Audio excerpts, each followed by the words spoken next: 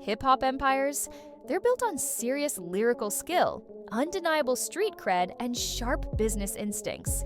And for more than 20 years, two of NYC's heaviest hitters, JayZ and 50 Cent, have been tangled up in a rivalry that's way more than just beats and rhymes. Think boardroom strategy as much as bars. Now, this ain't your usual loud, explosive rap beef. Nope, this is a silent war, a high-stakes chess game played with platinum plaques, big money power plays, and the fine art of the subliminal diss. So forget the drive-bys and public brawls you might think of. Picture this instead, a war fought with whispers on multi-million-dollar tracks, where corporate takeovers are the new street corner showdowns. For over 2 decades, a quiet yet fierce battle has been brewing between hip-hop giants JayZ and 50 Cent. It's the kind of clash where lyrical jabs hit so hard they draw blood without making a sound, and business moves are so slick they actually reshape the whole industry. So, how did two of rap's biggest power players end up as these long-standing, often low-key rivals? And what does their silent war really tell us about what power means in hip-hop today? Alright, let's rewind to 1999. While JayZ, Sean Carter, was already a massive star, king of Rockefeller Records over in Queens, Curtis 50 Cent Jackson was a hungry, bold rapper with big takeover plans. He dropped the track, How to Rob, and it was pure fire, pure provocation. 50 Cent was basically fantasizing about robbing all the big names in the game, and you better believe JayZ was on that list. What Jigga just sold like 4 mil, he got something to live for. Don't want to slug through that Bentley coupe door. That move? Totally calculated by 50 Cent to make some serious noise. And boy did he. JayZ, not exactly one to back down, fired right back. On stage at the 1999 Summer Jam, and later on his track, It's Hot, Some Like It Hot, Hov dropped a line that people would talk about for years. I'm about $1, what the fuck is 50 Cent? It was dismissive, sure, but it was also an acknowledgement. For 50 Cent, even getting dissed like that was a win. He later said that JayZ's response was like a sign he was doing something right, a nod from the king to a prince on the come-up. Then boom, everything changed for 50 Cent. He survived that near-fatal shooting, got Eminem and Dr. Dre in his corner, and just exploded onto the world stage in 2003 with In Da Club and that monster album Get Rich or Die Tryin'. All of a sudden, 50 Cent wasn't just some loudmouth new guy, he was pulling JayZ numbers. Even Jay himself saw what was happening. Word is he warned his Rockefeller crew, 50 Cent is coming. The silent war, sparked by 50, just got a new general. JayZ, always the chess player, made a surprising move in response to 50 Cent's meteoric rise. Instead of firing back hard, it looked like he was going with that keep your enemies closer vibe. So, in 2003, JayZ actually brought 50 Cent and G-Unit on the Rock the Mic tour. It was a classic power move from Hov, showing he was still the boss, but also acknowledging 50's new status. They even did a Reebok commercial together, pushing their sneaker lines. You could call it a business truce orchestrated by JayZ in what was becoming a pretty chilly Cold War.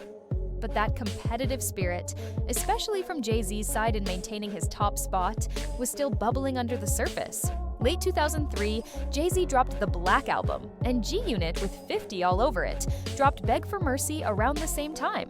The charts turned into another battlefield, with everyone watching their sales numbers, debating who was making the bigger splash.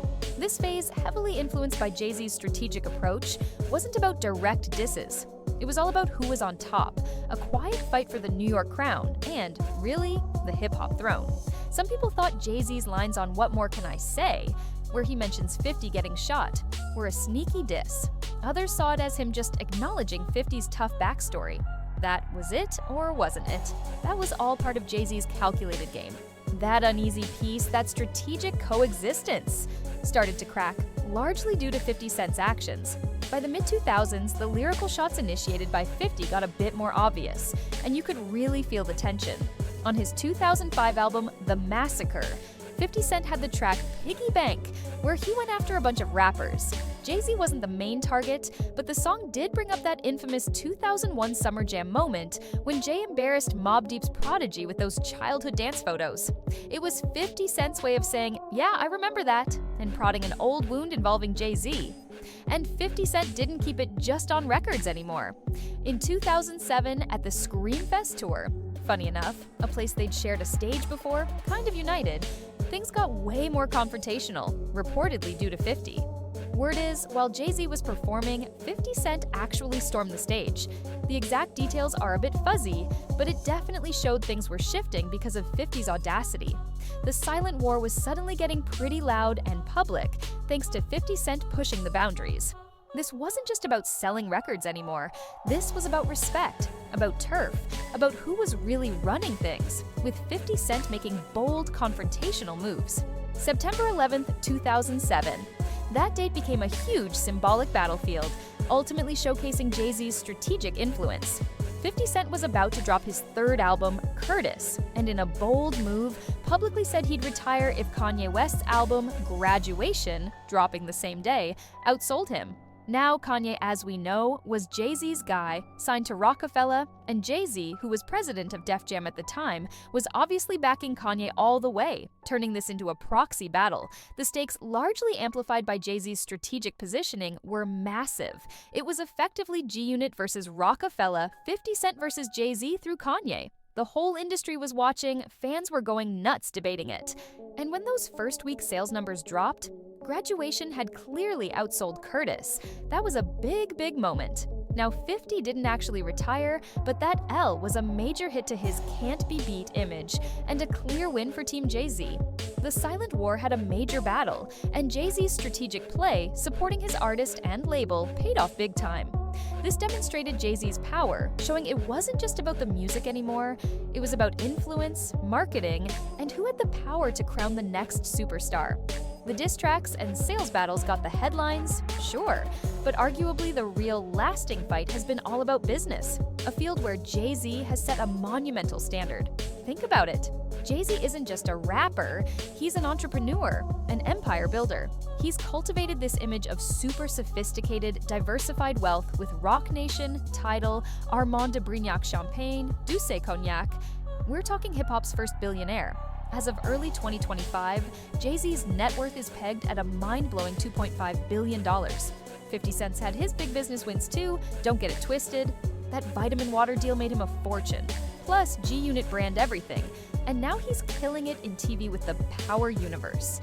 His net worth is solid, somewhere around $40 to $60 million. Reports differ, but yeah, it's not quite on JayZ's level. And this difference in their financial empires is another layer to their rivalry, often highlighted by 50 Cent, who is usually the one talking, quick to throw in his 2 cents about JayZ's business moves, sometimes with a critical edge. JayZ, staying true to that silent war style when it comes to 50's comments on his business, almost never hits back directly. He just lets his bank account, a testament to his empire, do the talking. Even after all these years, the embers of this rivalry are still glowing, and 50 Cent especially makes sure nobody forgets about it with his continued commentary. Remember when Jay dropped 444 in 2017?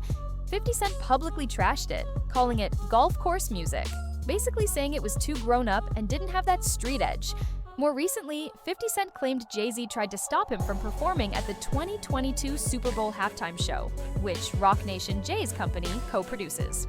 According to 50, Eminem was the one who had to step in and insist he be included, a claim that keeps the tension simmering.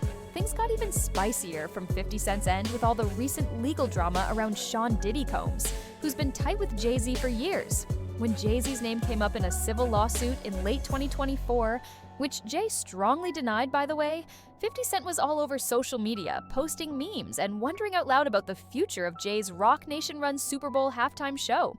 He even joked about Jay going to a movie premiere while all this was going on, posting something like, "Jay said they said I rapped sick a kid, everybody get dressed, we going to see Mufasa lol." These comments from 50 Cent, even if meant to be funny, really highlight that ongoing friction. JayZ, on the other hand, put out strong denials about the allegations and mostly kept his cool in public, which is pretty much his MO against 50's verbal volleys in this whole long-running silent war. So, what's really at the heart of this never-ending feud, particularly from 50 Cent's perspective, as he's been the most vocal? Is it some deep personal hatred, or more like a calculated, competitive dance? 50 Cent himself has actually given a pretty interesting take. He told MTV once, "It's not like we have something against each other to make us enemies. Me and Jay will use each other, repeatedly, for energy."